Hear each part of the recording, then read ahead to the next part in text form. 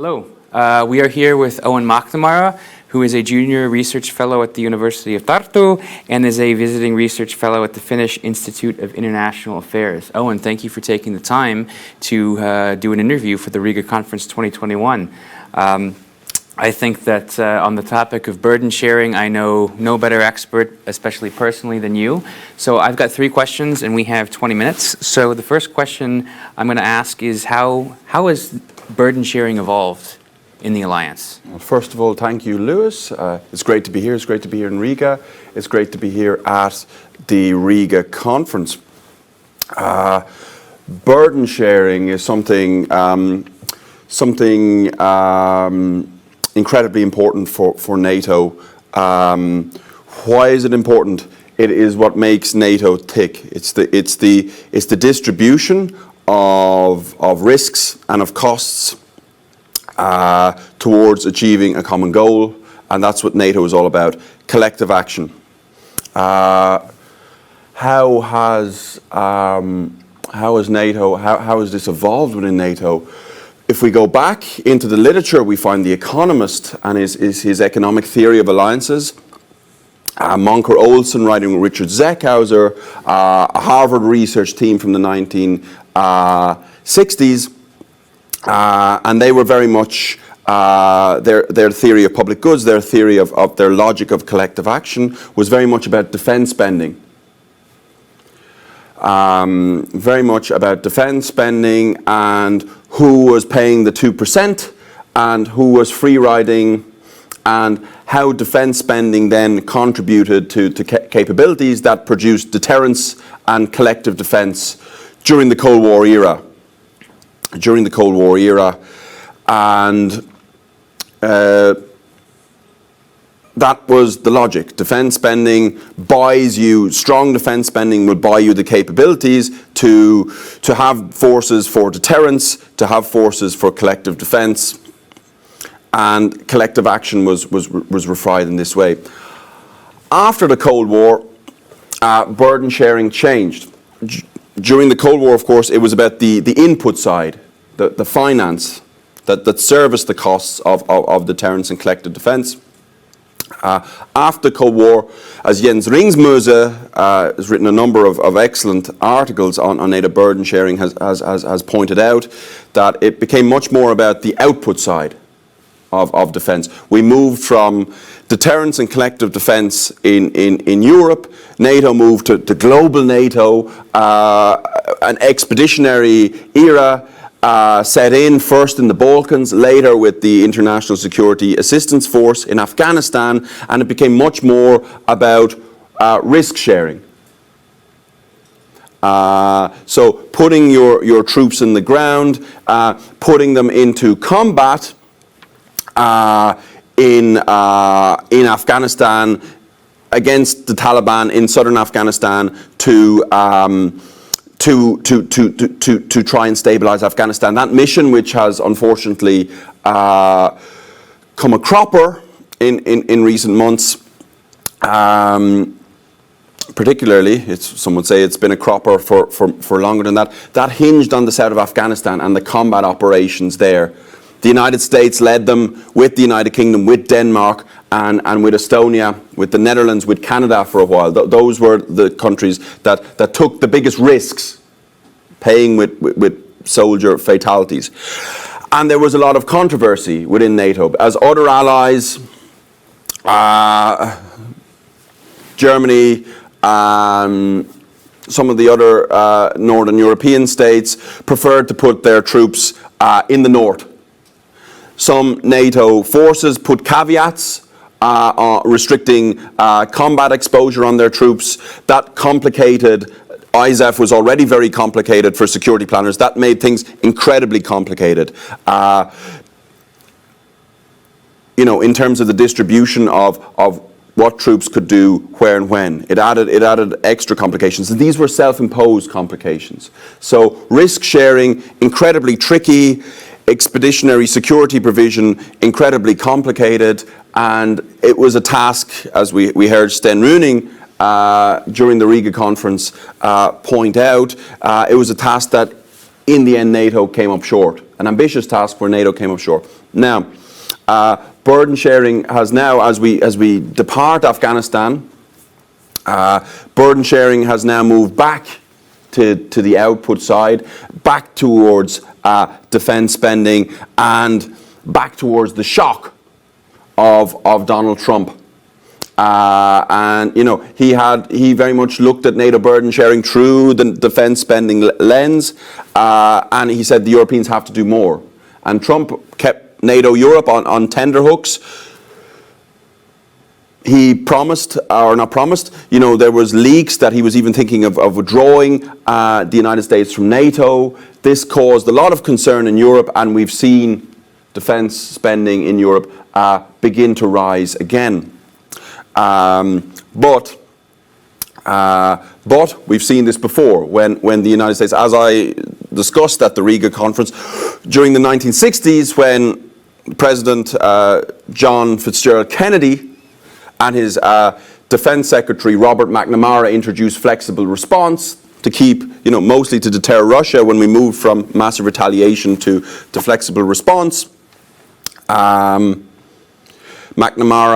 and Kennedy also, that created the side effect of European allies didn't know how exactly the United States would respond with strategic, tactical nuclear weapons, deterrence with conventional forces, etc. It kept them a little bit on tenterhooks. They were worried, so they invested more in their own defence.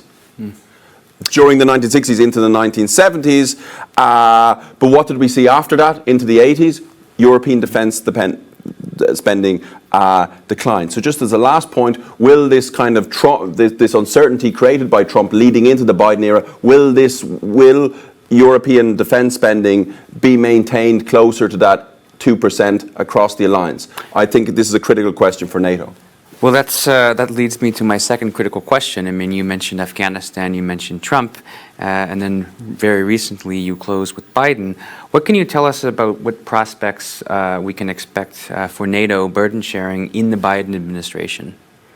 Yes, so Joe Biden, as you know very well, being from that part of the world yourself, Joe Biden declared during the election campaign last year, and indeed after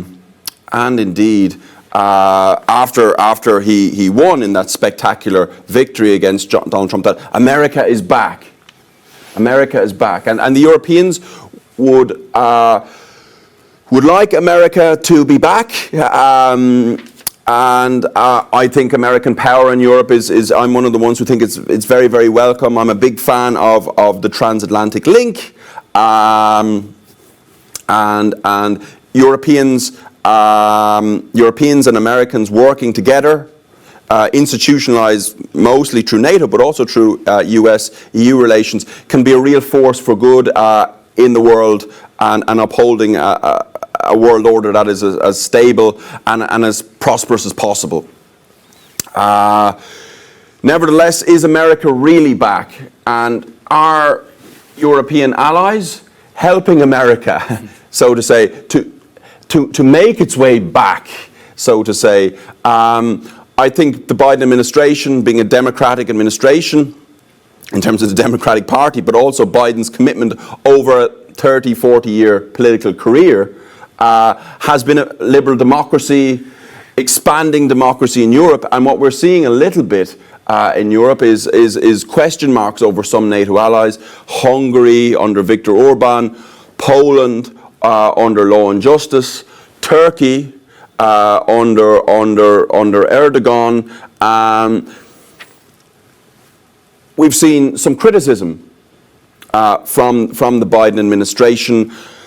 The Biden administration is talking about having a democracy summit, trying to renew democracy in the Western world and beyond. So these concerns have also imbued a bit of skepticism. I think the Americans see now that they're onto a good thing with NATO burden sharing, that Trump has given the Europeans a bit of a shock. Trump's not very popular in the Biden administration or with the Democratic Party, but to kind of feed a little bit off that legacy, to support the Europeans so that they can do more towards a more equitable burden sharing relationship. that I think some in the Democratic Party, if they're being honest, would say that that's no harm at all. So the prospects for NATO burden sharing, as long as the Europeans do not take their eye off the ball, as we might say in Ireland, they maintain defence investments. And of course, it's not just about defence investments.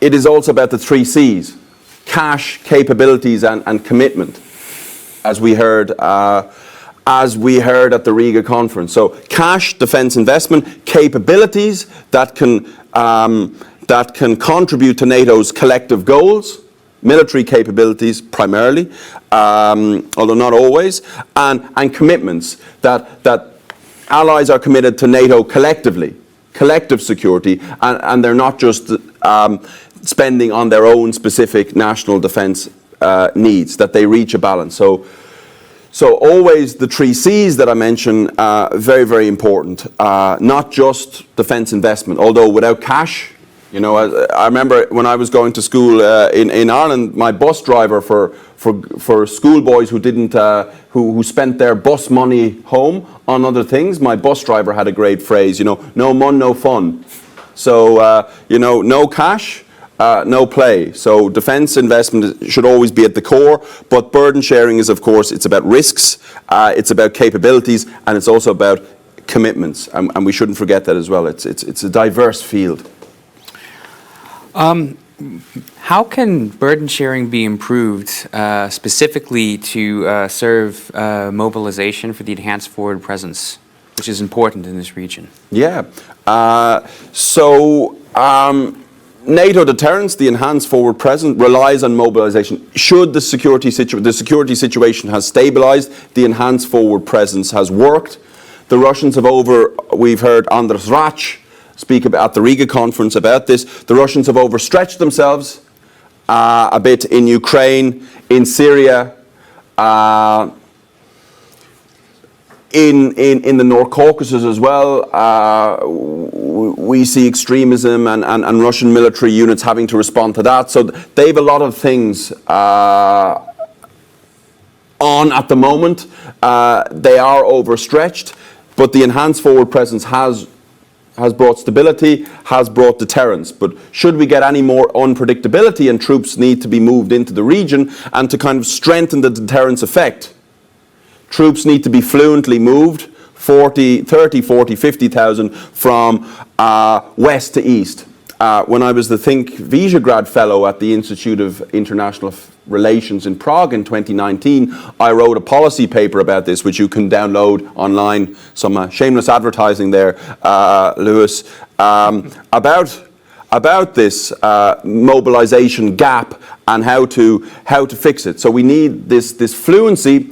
Lieutenant General Ben Hodges has discussed this, a great expert, has discussed this from a practical point of view. You know, civilian infrastructure that can facilitate military requirements if required. So bridges, railways, roads that can accept military tonnage.